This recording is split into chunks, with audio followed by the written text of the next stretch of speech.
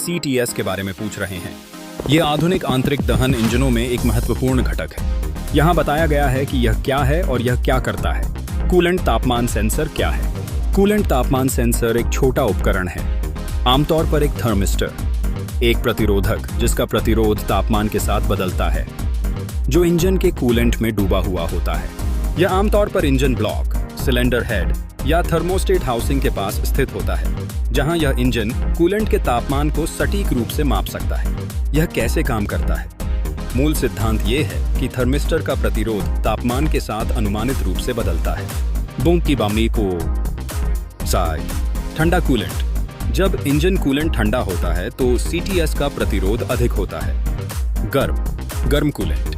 जैसे ही इंजन गर्म होता है और कूलेंट का तापमान बढ़ता है, CTS का प्रतिरोध कम हो जाता है। इंजन का इंजन कंट्रोल यूनिट ECU या power train control module PCM CTS को एक छोटा वोल्टेज भेजता है और सेंसर में होने वाले वोल्टेज ड्रॉप को मापता है। इस वोल्टेज के आधार पर ECU कूलेंट के सटीक तापमान का निर्धारण कर सकता है। कूलेंट तापमान सेंसर महत्वपूर्ण क्यों है?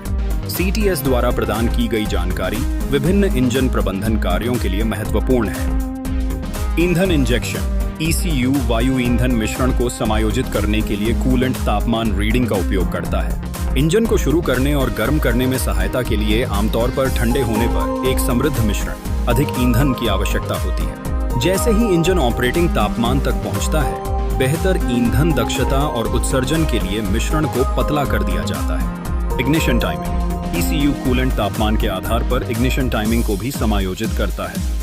ठंडे इंजनों को अक्सर थोड़ी उन्नत टाइमिंग की आवश्यकता होती है। निष्क्रिय गति नियंत्रण। ठंडी शुरुआत के दौरान ECU इंजन को सुचारू रूप से चलाने में मदद करने के लिए निष्क्रिय गति को बढ़ाता है जब तक कि यह गर्म न हो जाए।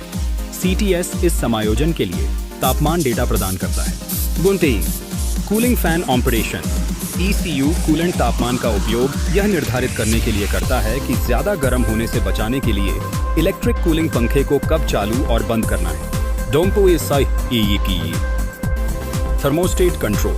कुछ उन्नत प्रणालियों में इलेक्ट्रॉनिक रूप से नियंत्रित थर्मोस्टेट वाले कुछ आधुनिक वाहन थर्मोस्टेट के खुलने के बिंदु को ठीक करने के लिए CTS इनपुट का उपयोग करते हैं। चेक इंजन लाइट, चेतावनी लाइट।